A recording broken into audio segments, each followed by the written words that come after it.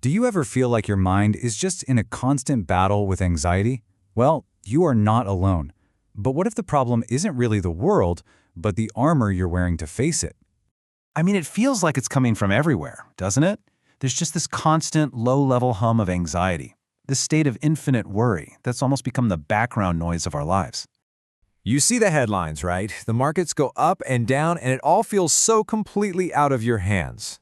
Or maybe it's that one comment someone made, that look they gave you, that fear of being judged. Man, that can take up so much space in your head. And of course, there's the big one. This totally unpredictable future that we just can't seem to get a solid handle on. When you're constantly just reacting to all of these things, it's so easy to feel powerless, you know? You get tossed around exactly like a leaf in a storm with absolutely no say in where you end up. But what if I told you there's a different way to live?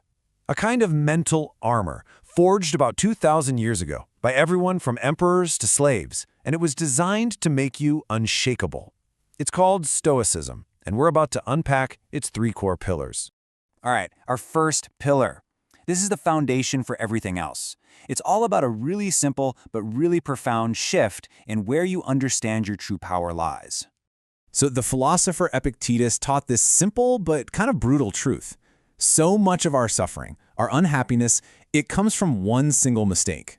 We keep trying to control things that are fundamentally, completely outside of our control. And this is the key distinction right here. Look, inside your circle, you have your thoughts, your actions, your character. That's your domain. But outside of it, well, that's the weather, the traffic, and yep, even what other people think of you. A Stoic learns to focus their energy only on what's inside that circle. You've got to remember this. Every single moment you spend worrying about what's outside that circle, you are literally giving your power away to things you have zero influence over. Okay, let's move on to the second pillar. Now, I'll admit, this one sounds a little grim at first, but stick with me, because it's actually a kind of superpower. It's called premeditatio malorum. It's Latin for the premeditation of evils. So instead of living in this constant, nagging fear of what might go wrong, the Stoics actually practiced imagining it, on purpose. Just ask yourself this question. Seriously, most of our fear isn't about the bad thing itself, it's about the unknown part of it, the anxiety it lives in the shadows. So the practice is pretty straightforward. You visualize that loss. You actually sit with that feeling. You confront the worst-case scenario head-on. And you know what you find? Almost every time, you realize you'd survive. The fear just loses its grip the second you drag it out into the light. And that leads us perfectly into our final and maybe the most transformative pillar of them all, changing your entire relationship with hardship. The Roman Emperor Marcus Aurelius wrote this powerful line.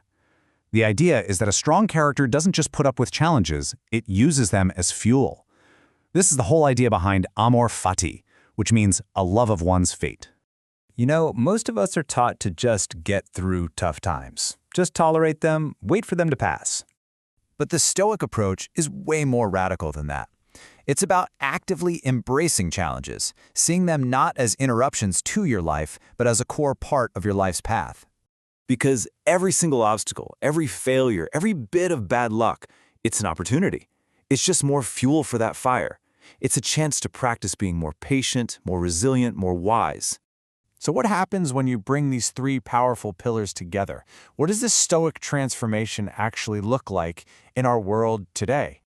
Well, you start to realize that while you can't control the world outside, you have absolute authority over the world inside. You become the architect of your own inner peace. You build a fortress that no external storm can ever breach.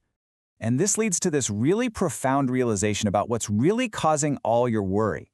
It's not actually the difficult circumstances.